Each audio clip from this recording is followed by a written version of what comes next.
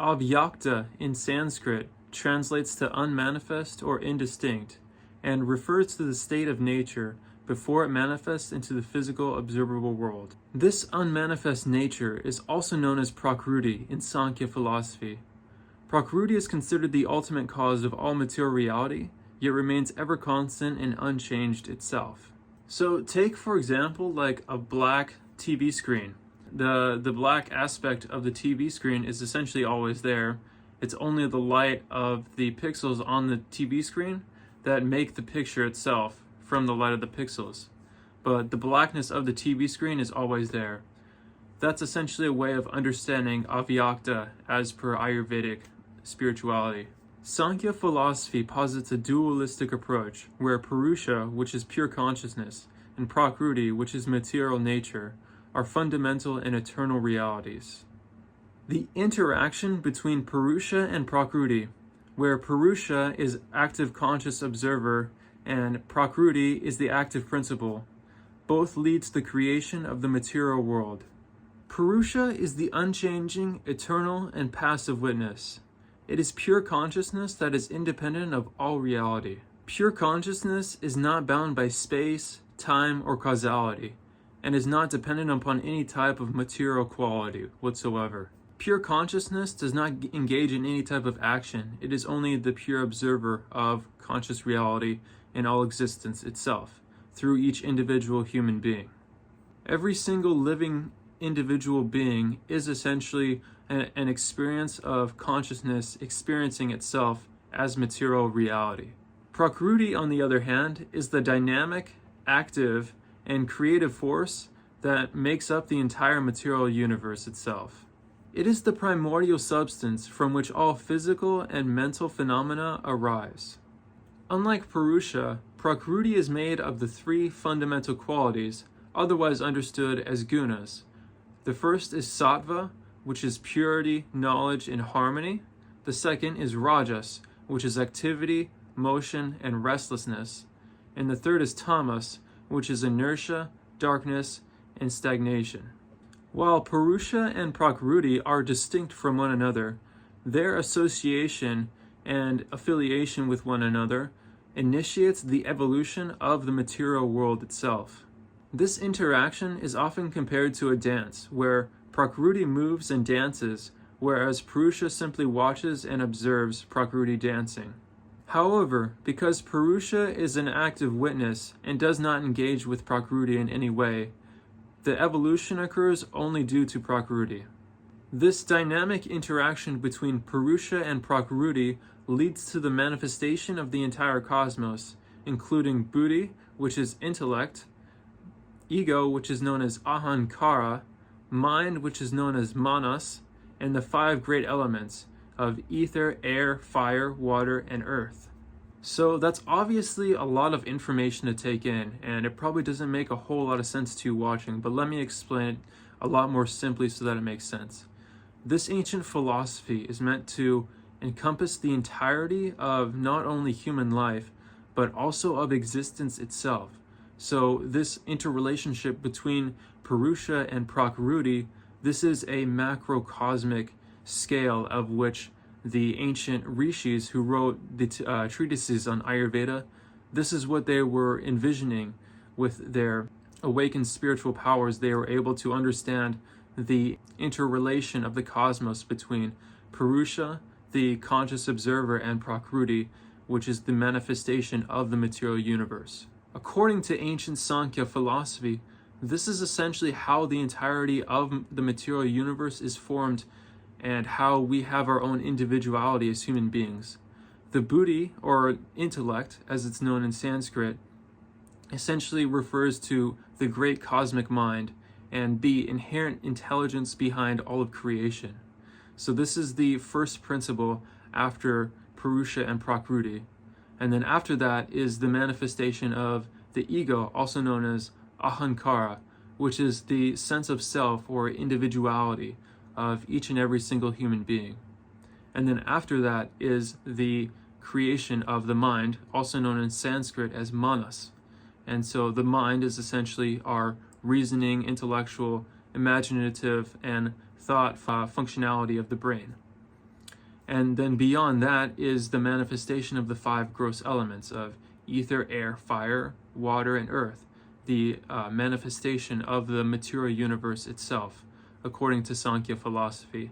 And like I've said in other videos, the ether, air, fire, water, and earth elements are not literal meanings that are, they're not literal elements that are meant to be taken literally.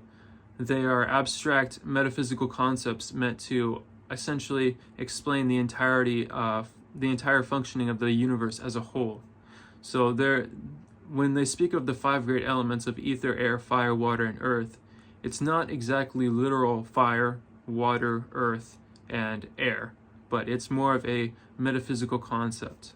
Samkhya philosophy is not a religion in the formal sense of the word. It is a spiritual and metaphysical science that is essentially created to describe the entirety of reality and all of existence itself. Now, as for the 3 gunas, the equilibrium of the 3 gunas within Prakruti is disturbed due to the proximity of Purusha, which causes the evolution of the material existence. The interplay of these 3 gunas defines the metaphysical nature of reality. Everything in the cosmos, from the largest cosmic phenomena to the smallest personal thought, is influenced by the interplay of these 3 gunas of Sattva, Rajas, and Tamas. In the cosmic cycle, Rajas pushes for creation, Sattva manages preservation, and Tamas leads to dissolution of the material universe. This cycle repeats endlessly, mirroring the birth, life, and death seen in the natural world. On the spiritual path, the goal is often to cultivate Sattva by reducing the influence of Rajas and Tamas. The Sattvic state allows the individual for higher spiritual experiences and enlightenment, where the soul can transcend the cycles of birth and death. Understanding and working with the gunas can help an individual manage their health, decision-making, relationships, and spiritual practices. An individual can, for example, adjust their diet, lifestyle, and practice meditation in order to enhance the favorable gunas of Sattva to have better health, wellness, and overall a better life in general. Let me give you a real-world example of Sattva, Rajas, and Tamas in today's modern society so you can have a better example of what exactly I'm talking about here. So take the ideal of the gamer who sits at home in his parents' basement and plays video games all day and masturbates to porn and only eats junk food, and that's their entire life. Think of that individual. That is essentially a tamasic life because it's living in ignorance, darkness, both physically and metaphorically darkness, and living with stagnation. Essentially, their life isn't going anywhere. They are stuck in this negative state of being that keeps them locked in this mental prison where they only serve themselves and their own petty egotistical agenda of video games and sensual pleasure and foods that don't help the body. That's an example of an individual who lives a tamasic life. Now, Rajas on the other hand is slightly different. A Rajasic person, since Rajas is the quality of movement, excitement, and instability in the world, a Rajasic person is someone who is always constantly working and always constantly changing and always constantly coming up with different problems and creating different problems in the world. The entrepreneurs and the business people of the world are most of and also people who are fighting in war zones like terrorists, for example. These are all Rajasic people because they're continuously creating conflict and they're continuously moving and exerting themselves and causing change within reality. That is the manifestation of the Rajasic guna within the material world. Now, the third guna of Sattva, which essentially encapsulates all purity, harmony, stability, and righteousness and life within the physical material universe. So think of a Buddhist monk, for example. This is the perfect ideal of what Sattva looks like within the material universe.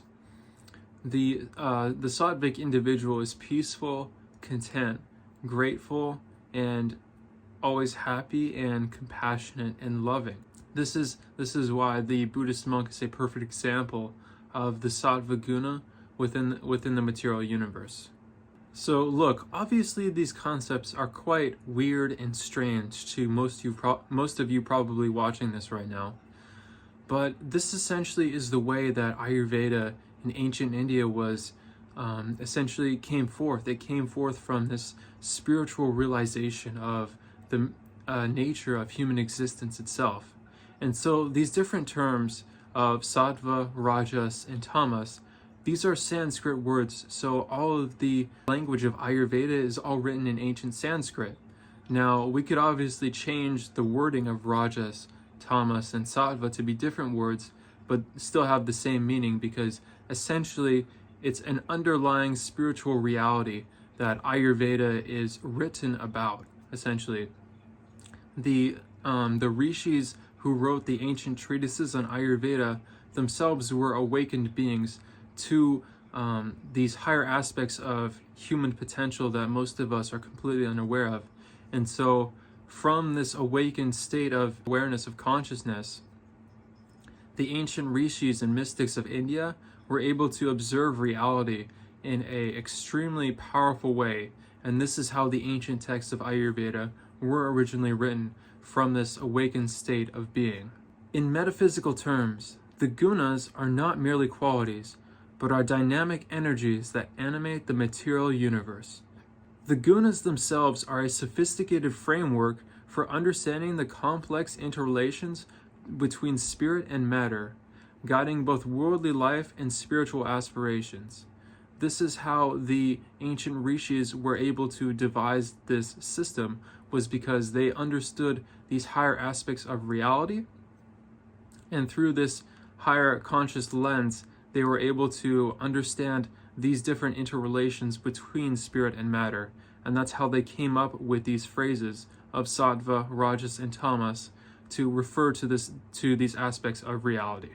This conceptualization helps bridge the observable and the unseen, providing a comprehensive approach to navigating and understanding the manifold aspects of existence itself.